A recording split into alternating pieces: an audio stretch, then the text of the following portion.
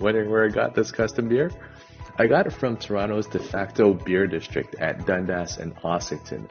There's really something special about this intersection, from the city's highest rated restaurants and some of the best and most unique beers in the city. The Bellwoods Brewery here has actually been rated top 5 new breweries in the world by ratebeer.com. Anyway, I'm not here to tell you about beer today. I want to tell you about a brand new development coming to this neighborhood, the first of its kind in almost a decade. So please, stay tuned.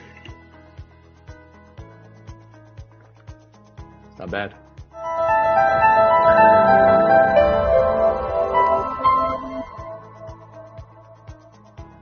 Welcome back, everyone. I'm Alan, broker and investor at Allen Law Real Estate. Thank you again for tuning in, because I have an exciting new opportunity for you coming to the Trinity Bellwoods area. But before we get into the details, please don't forget to like this video and subscribe to my channel, just to make sure that you don't miss out on any new opportunities. If you're looking for a great community to call home, or just looking for that perfect income property, look no further than the 1200. This will be an 8-story boutique condo right in the heart of Dundas and Ossington, just steps to Trinity Bellwoods Park.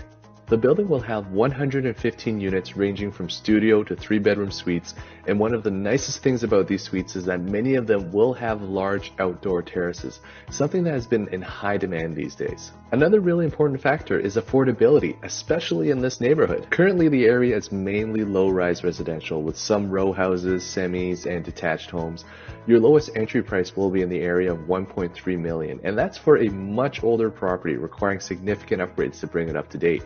But if you want a piece of this neighborhood, suites at the 1200 will be starting at the low 500,000s. This is the most affordable option to come out in this neighborhood in almost a decade. So I recently had a chance to catch up with an old friend, Brian Shew. He's the principal of residential development services, to chat about his new project, the 1200. Let's check it out. Hi, welcome everyone, and thank you for joining us today. I'm here with Brian Shew, the principal of RDS, and we're here to talk about an exciting new project coming to Toronto, the 1200. And Brian and I have known each other for a while, probably since before we knew how to walk. But I'm a bit older than you, so I think I knew how to walk. But anyways, professionally, we go back a while too. I think we first worked on site at a project for the Remington Group about, 15 years ago now, Brian? It was about 15 years ago. It was Casa del Sol at Kennedy and Denison. Yeah, good old Casa del Sol. I was still taking the bus when I was going there. So now eventually I've upgraded. I've had double college by now, but yeah. Oh man, so much has changed, right? I mean, since we first started out, 15 years ago? But I mean, why don't you tell us about yourself and your experience since our days at Casa del Sol, and what are you up to now? So I started a new venture with my partner, Charles JQ. We started a new brand named RDS, which is right behind me. Basically, we service our clients, which are developer clients. We do only sell business to business. So we work through mostly platinum agents, or what I like to call diamond agents. So basically, I'm the wholesaler of real estate, and you guys are the retailers. Awesome. So this project that we're talking about here today, the 1200, you're working with Fieldgate Urban on this. Can you tell us a bit about who Fieldgate Urban is, and then get into a little bit about the building itself, kind of what the thought process was in deciding what the amenities are, the sizes of the suites, the layout, and really who is this building meant for? So Fieldgate Urban is a subdivision of Fieldgate Homes. So I'm not sure if you know Fieldgate Homes or people on this panel do. Yeah. But they have built over 20,000 residents across GTA. They are, some of the biggest landowners of GTA as well. I'm sure a lot of people watching this later on is going to realize that they live in a Fieldgate home. Yeah, I think a lot of people in the low-rise and detached world have heard of Fieldgate Homes. Correct. Yeah, and in terms of how this project came about, first of all, when the developer first purchased the project, they actually took over about 6 or 7 beer stores across GTA. So what happens is it was like a low-rise direction that they wanted to go to. Not low-rise, sorry. We call it mid-rise direction. So it's a mid-rise direction they wanted to get into, and they really wanted to service the client and the people in these low-rise areas, or mid-rise areas, sorry. So how this project came about, first of all, we bought this land 7-8 years ago. Right. And then so it was still leasing to the beer store. Recently, we took it over because now we finally have approvals from the city to get construction started. and here we are today. So in terms of like your question about who is this geared towards, well, we've done a survey and a research and really looked at the neighborhood, and we really realized that this neighborhood is missing a price point product. So everything in this neighborhood is quite expensive, right? So if you want to get into this neighborhood, you're looking at about 1.3 million. Wow. For a row house, which is like, and that's a much older one too, right? It needs a lot of work. It's about 100-year-old home, right? Yeah. So you definitely need work, and you'll spend 200,000 just on the bones of the house, right? And then 100 on cosmetic, and you're talking about like a 13 or 1400 square feet home for 1.3 million.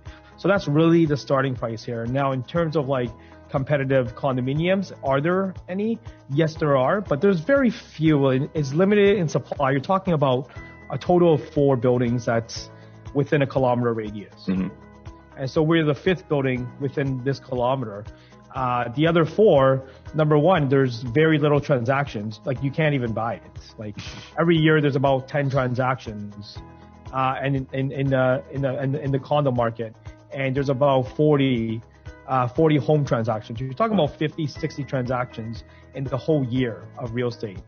You know, like right now, City Place has over 200 listings at any given time. So it is a limited supply kind of product. Yeah. And again, going back to like how this came about is we were going for a mid-rise direction. So we really wanted, but the problem about a mid-rise is how there's a lot of setbacks. Mm-hmm. A lot of setbacks in the building, which makes it very tough to generate price point units.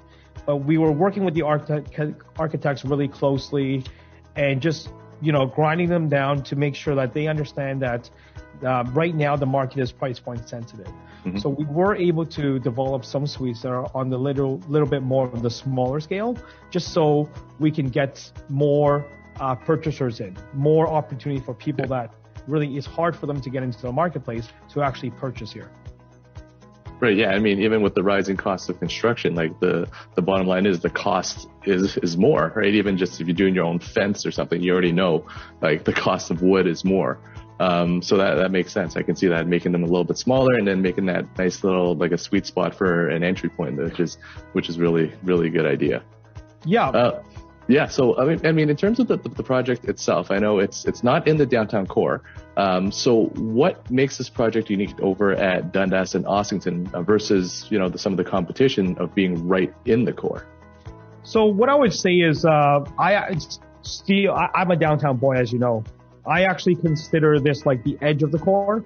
I would say the edge is Dufferin, and let's say like either Bloor or St. Clair or whatever. But on the west side, I would say the edge is Dufferin. So I would still consider this the core. Mm-hmm. Some people don't, like the 905ers like yourself, right?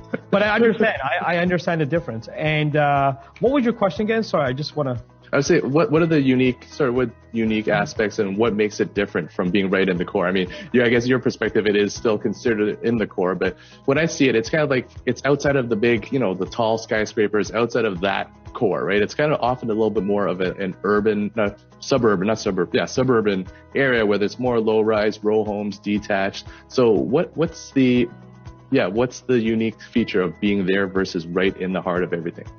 Well, the unique feature is really its own neighborhood, right? Like if you really look around you, I mean, if you're coming from 905 or anywhere in the city, this is where you come to eat. This is where you come to hang out. Mm-hmm. I bet you and your YouTube channel subscribers and everybody has had a beer on Ossington. Absolutely. Has partied at night and doing the whole like bar to bar thing. Yeah. Right. So like the nightlife is amazing here. This area actually has the most 4.5 star rated restaurants in all of Toronto, in terms of per capita. And it has its own like little neighborhood feel. Like you have like your mom and pop chicken Portuguese, the restaurant across the street. You have local bakeries. You have local meat markets. You have local fruit markets. So it is its own neighborhood, and it being next to the Trinity Bellwoods, which is really unheard of. Yeah. Because Trinity Bellwoods doesn't really have any product, but it is a 38-acre park. Wow. It's like, okay, Hart Park's the biggest, but this is the most popular one. So because of that, and you don't forget, you're also surrounded by 4 really, really major cool streets. So you have College, which is where you have Taste of Little Italy. You have Ossington Street, which you have Ozfest. You have Queen Street, which is you have Queen West Fest, and you have Dundas Street, which is you have, I think it's called Taste of Little Portugal or something. So in the summertime, you don't even have to think about what you're doing on the weekend. You already have 4 weekends booked, just on festivals alone. Yeah. Yeah. No, that makes sense. I mean, yeah, I'm in the 905 now, but I did grow up in the West End in way west 416. But even now, after moving out here to the 905, I find myself, me and my wife, we're always going down to that area to the restaurants. It's a long drive, but it's worth it. And we think, if you're living here, you can walk around and have all of this stuff at your doorstep, and that's amazing. I think you nailed it right on. I think that's probably the biggest appeal of being in that Ossington and Dundas area. You're close enough to the core, but it's still that local community feel, and you have lots of great restaurants and bars, everything like literally at your doorstep. I guess, yeah, talking about that. So this location really checks all the boxes for the end user looking for a great community to live in terms of accessibility to the core, proximity to some of the best bars and restaurants, like you're saying. But I also see this as a great opportunity for investment. I know the building is kind of on a league of its own there. It's sort of that mid-rise building, and there isn't anything that compares to it. Like you said, there's some row homes, some detached homes. But what would you say is the immediate competition in the area, and what kind of rental return would you expect to see in the long run, or in the long term, or actually not even the long term? What kind of rental return do you expect to see for the investor that would be purchasing at the 1200? So because of its, investment comes down to supply and demand, right? So this place has no supply. Yeah. So there's a very high demand. Actually, we just did a study, and we recently found out that in all of GTA, Yorkville is the number 1 highest rental market per square foot. It's about $4.30 right now. Mm-hmm. Trinity Bellwoods area is number 2. Oh, wow. And we're about $3.90 to $4. So the rental market here is actually higher than the core. Wow, that's excellent. Yeah. So that's a study that we did very recently. And, with this whole COVID thing, how, let's be honest, the rental rates have dropped in downtown Toronto. Yeah. That's normal, right? But however, so most of downtown Toronto has dropped about 15%. But Trinity Bellwoods neighborhood only dropped 5%. Oh, wow. So it's really kind of holding its ground there. I guess it's that community feel, right? It's like you're close enough to downtown, but you're away from it to feel like you're in that little sort of suburban neighborhood of your own, where everything's there. You don't need to, you're not in the big high-rise building. I guess speaking of that, the high-rise buildings and other buildings, right? So in terms of rental return, you talked about, it's second highest. It hasn't really been affected much. And I guess the alternative to the building that you guys are putting up would be an older home, right? Right? Because this can be brand new.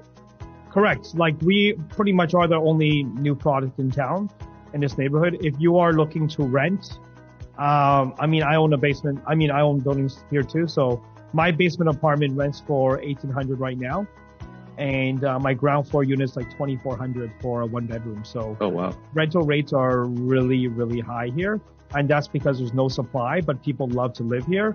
We all hang out here and we all drive here. Yeah. And we all rather just live here. Yeah. Right? But the problem about this neighborhood is there's no supply. So even if for your investor, like, if this is their only opportunity, because, we deal with zoning applications, and for the past 7 years, there has been no new builds.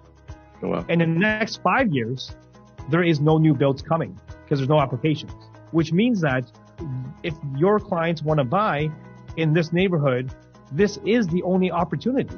Yeah. They have no choice. Yeah. Now, the closest thing that they can buy is they can go, south of Queens, so they can buy in Liberty Village, mm-hmm. or they can buy Galleria. But if they want to live exactly here or anything close to here, this is your only option. Yeah.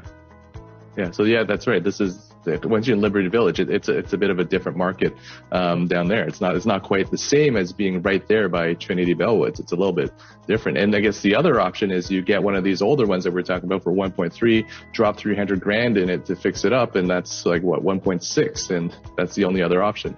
Correct. And I can tell you that people in Liberty Village or north of Bloor or, around, let's say the Junction area, they come here to hang out. Yeah. Oh, yeah. So at the end of the day, like, everything comes here. Yeah, like I'm saying, I live in Markham and I come down there, so it's quite a trek, but it's totally worth it just because everything is there. It's great, and it's nice to be sort of outside of that usual downtown area. And then, it's so. I guess just to wrap it up, I know you guys are launching very soon. So as a purchaser, what do we do now to prepare, and how do we get in on this? So as a purchaser, if you don't want to get in on this opportunity, make sure you call Alan Law, my good friend, and he'll make sure you get a unit here. Awesome. All right. Well, Brian, thank you so much for your time today. I know you're busy getting ready for your launch coming up. So I'm not going to take any more of your time, but thank you again for joining us. And I'm sure we'll be chatting again real soon. Thank you. All right. Take care. Bye-bye. Take care.